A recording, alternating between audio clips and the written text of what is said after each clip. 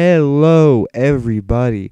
My name is Toaster, but you can call me Toaster. And today I will be defying the fairy tale Goldilocks and the Three Bears, which should be called Goldilocks and the Three Stupid Doesn't Make Any Sense. Because most fairy tales have some kind of point to it, a moral that this little child can take from this experience of watching this fairy tale. But Goldilocks and the Three Bears did nothing but scar me as a child. When I was watching it, even the little 2-year-old Eli was watching this, and it didn't make any sense. It was just this one girl who happened to stumble upon a house owned by bears, which is understandable. We all do that every once in a while, even though this is a fairy tale. Anyway, she is hungry and tired and all that jazz, and so she goes in there, and she sees some porridge that those three bears left there because it was too hot, so they decided to go for a walk, which first of all doesn't make any sense at all, because why don't they just blow on it or something of that sort?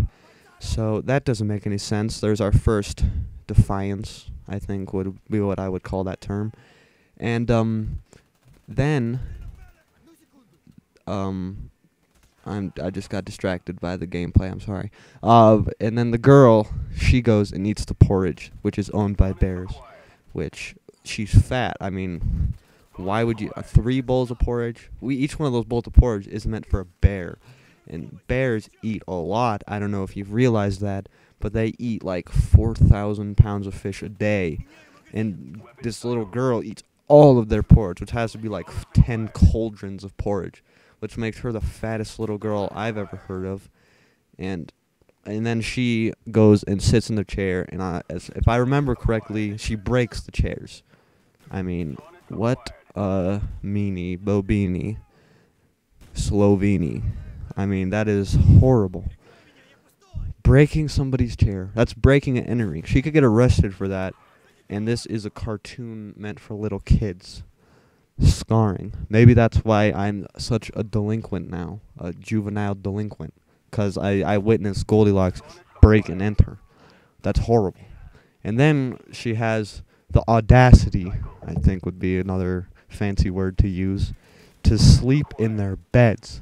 To sleep in their beds. Horrible. Horrible. Just imagine you're going to school or work, and there's somebody sleeping in your bed while you're there. They're sleeping in your bed. You know, I'm going to let that stay with you. Just think about that. Somebody is sleeping in your bed. I mean, that is just horrible. That'd be a horrible thing to figure out. And then a horrible thing for her is she wakes up, and there is 3 bears looking into her eyes, saying, "What the balls, man? Get out of my bed." And I would be like that too if I came home from school and there was a little fat girl filled with porridge, had a smug look on her face, sleeping in my bed. I mean, that's my bed, not hers. So why is she in my bed? How did she get into my house? Why didn't we lock the doors, huh? Why didn't the bears lock the door? Were locks not invented for bears? Were they not smart enough? Smart enough to have chairs and beds and porridge, but not smart enough to put a lock on their door? I mean, the whole thing.